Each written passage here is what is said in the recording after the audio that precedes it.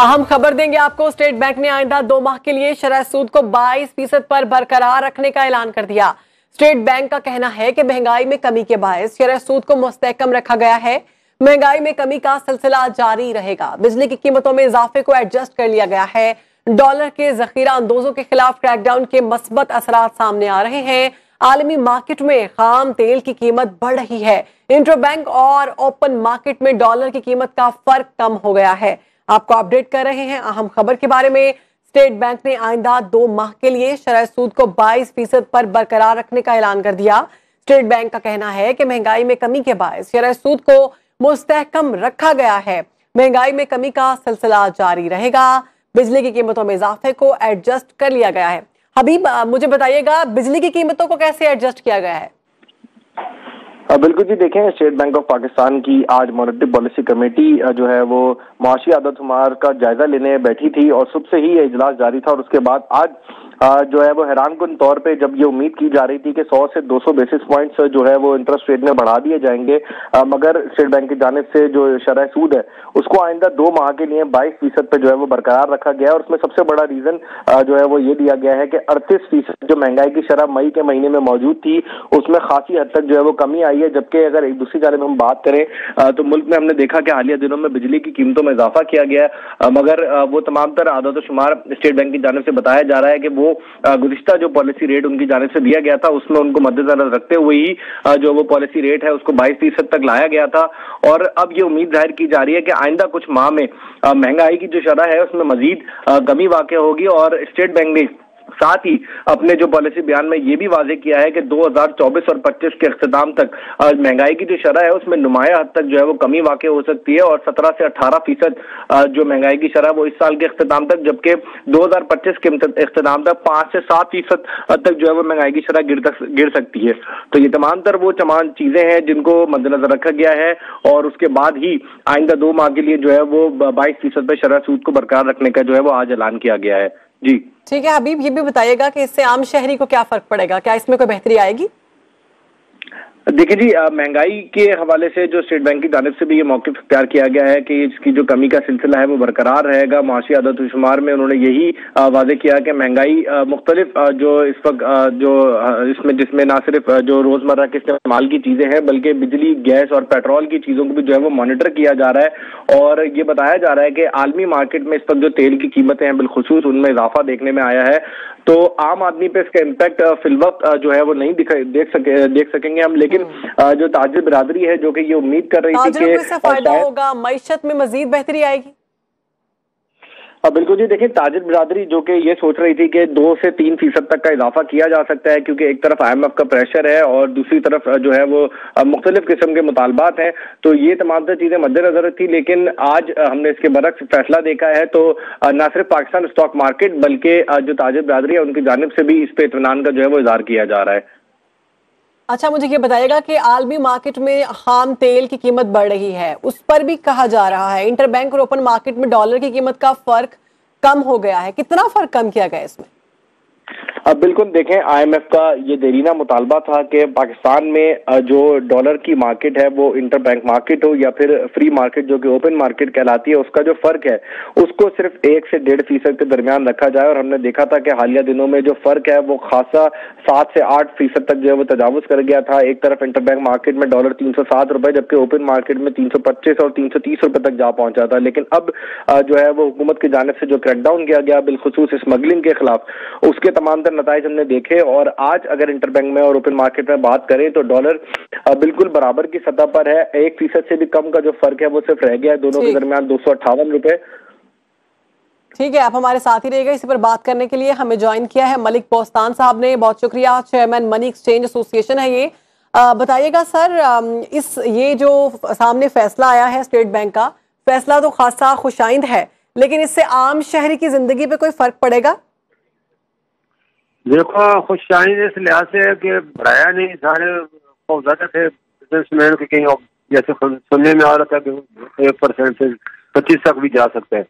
तो लेकिन ये अच्छी बात है क्योंकि डॉलर का रेट गिरा है तो इसमें सूली तौर पे तो उसको कम होना चाहिए। लेकिन क्योंकि इन्होंने जो बजट सेट किया था वो 290 पर डॉलर पे किया हुआ है, जब 290 से नीचे जाएगा तो ऑटोमेटिकली इंटरेस्ट रेट भी जो है कम होना शुरू हो जाएगा। तो हमारी पूरी टारगेट यही है कि जो ऑपरेशन इस तरह जारी रहा कि डॉलर का रेट अभी पहले 290 और फिर 270 और फिर 250, और अगर 250 तक जाते हैं तो मेरे हिसाब से उसका इंटरेस्ट रेट जो है कम से कम नहीं तो 15% पे नीचे आ जाना चाहिए। तो ये आस्ते आस्ते जो डॉलर नीचे जाएगा ये भी आस्ते आस्ते नीचे जाना शुरू हो जाएगा। और लेकिन पहला बॉर्डर इसका 290 है, जिस पूरा बजट सेट है। अगर इससे नीचे डॉलर जाते हैं तो हमारे इसमें कुछ 7,000 सूद और कर्जे के लिए पैसे मखसूस किए हैं, तो 25,000 डॉलर देने हैं। तो वो अगर रेट नीचे होगा तो वो सरप्लस हो जाएंगे, वही किसी और काम में आ जाएंगे। तो पूरी हुकूमत कोशिश कर रही है कि ये डॉलर का रेट कम होता है, हमारे पास पैसों के लिए बढ़े और हम इसको तरक्याती मंसूबों में शामिल करें। ठीक है, इसी पर बात करने के लिए हमें ज्वाइन किया है जफर पराचा साहब ने, माहिर मुआशियात हैं। बहुत शुक्रिया आपके वक्त का। सर, ये कहा जा रहा है कि स्टेट बैंक ने आइंदा 2 माह के लिए शरह सूद को 22% पर बरकरार रखने का ऐलान किया है। इस ऐलान को आप कैसे देख रहे हैं? देखिए जी, ये ऐलान बहुत अच्छा और खुश आइंद है, क्योंकि आम राय ये थी कि 2 से 3% इंटरेस्ट रेट बढ़ेगा, क्योंकि हमारे यहाँ इन्फ्लेशन जो है ना 30 से ऊपर जा चुका है। तो ये एक आम जो सेट लॉ है कि जी इन्फ्लेशन प्लस 3%।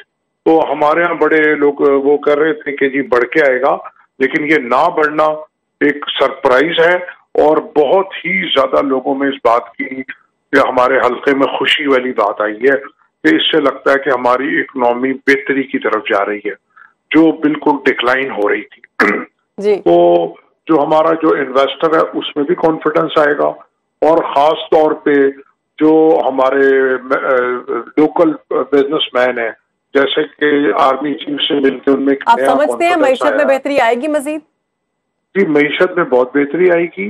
मैं समझता हूँ कि फॉरेन एक्सचेंज के अंदर भी डॉलर के रेट में भी बेहतरी आएगी, फॉरेन इन्वेस्टमेंट में भी बेहतरी आएगी, स्टॉक एक्सचेंज और जो भी हमारे पाकिस्तान के बिजनेसेस हैं उनके अंदर बेहतरी आएगी, लोगों में कॉन्फिडेंस आएगा, और जो महंगाई है उसकी शरह में भी कमी आएगी, बल्कि आना शुरू हो गई है जब से क्रैकडाउन शुरू हुआ है स्मगलर्स के खिलाफ और होर्डर्स के खिलाफ, और जो लोग जखीरा अंदोजी कर रहे हैं। हम देख रहे हैं कि चीजों की कीमतें कम हो रही हैं और इंशाल्लाह आने वाले दिनों में मजीद महंगाई कम होगी। ठीक है, उम्मीद ये की जा रही है कि ठीक है, उम्मीद जी कंटिन्यू करें प्लीज। है उसको तो फौरी तौर पे उस लेवल पे आता हुआ तो नहीं हम देख रहे, लेकिन कुछ न कुछ आम आदमी को रिलीफ मिलता हुआ नजर आ रहा है, और हुकूमत खास तौर पे एस्टैब्लिशमेंट अपनी सर आम आदमी को रिलीफ कैसे मिलेगा इससे? देखिए, आम आदमी को कीमतें वापस आएंगी जी, वापस आएंगी। बल्कि हमने ये देखा है कि जब से ये क्रैकडाउन चल रहा है तो कीमतें वापस आना शुरू हो गई हैं। चीनी के ऊपर 20-25 रुपए किलो का फर्क आ गया है। इसी तरह चावल में, घी में, सब चीजों में जो स्टॉकिस्ट थे ना, उन्होंने घबरा के अपना स्टॉक ऑफलोड करना शुरू कर दिया है, और जब वो मार्केट में देंगे जो उन्होंने होर्ड किया हुआ था, होर्डिंग थी, वो कम होती नजर आ रही है, क्योंकि जो ऑपरेशन चल रहा है खास तौर पे हर एरिया के अंदर कि जो लोगों के पास इतनी वाफिर मिकदार में जखीरा अंदोजी लोगों ने की हुई है खाने पीने की अशिया की, जो कि महंगाई हमारे मुल्क में यूं नहीं होनी चाहिए कि हम एक ज़राई मुल्क है, तो हमारे पास ना चीनी की कमी है, ना इसका डॉलर से कोई ताल्लुक है, ना चावल का ताल्लुक है, ना गंदम का ताल्लुक है डॉलर से, बल्कि हम तो ये चीजें जब एक्सेस होती हैं तो एक्सपोर्ट करते हैं।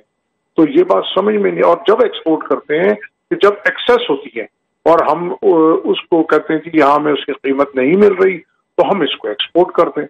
तो ये जो महंगाई है खास तौर पे जो हमारी अपनी लोकल मैन्युफैक्चरिंग या लोकल पैदावार है, उसके अंदर तो महंगाई किसी तौर पे ना समझ में आती है ना बनती है। सिर्फ और सिर्फ स्टॉक था, माफियाज हैं और मैनिपुलेशन है और स्पेकुलेशन है। तो अब जो क्रैकडाउन हो रहा है, लेकिन मैं ये कहना चाहूंगा कि क्रैकडाउन सिर्फ मसले का हल नहीं है, हमको अपनी पॉलिसीज को रिस्ट्रक्चर करना है ताकि चीजें ऑटो पे चले। इसके साथ साथ जो आर्मी चीफ ने ये काम किया, मेरी नजर में उनका ये करने का काम नहीं था, क्योंकि ये पेटी इश्यूज हैं, लेकिन उन्होंने मजबूरी में ये काम किया जब इदारे काम नहीं कर रहे थे, और उनके कहने पे ये नजर आया कि इदारों को मालूम था कि कौन करता है, उनके इशारा करते ही, छड़ी हिलाते ही उसके रिजल्ट्स आना शुरू हो गए। तो ये लाजमी मैं अपनी ठीक है जी, रिजल्ट्स आना शुरू हो गए हैं, बिजली की कीमतों को भी एडजस्ट कर लिया गया। बहुत शुक्रिया, हमारे साथ मौजूद थे जफर पराचा साहब, हबीब खान और मलिक बोस्तान।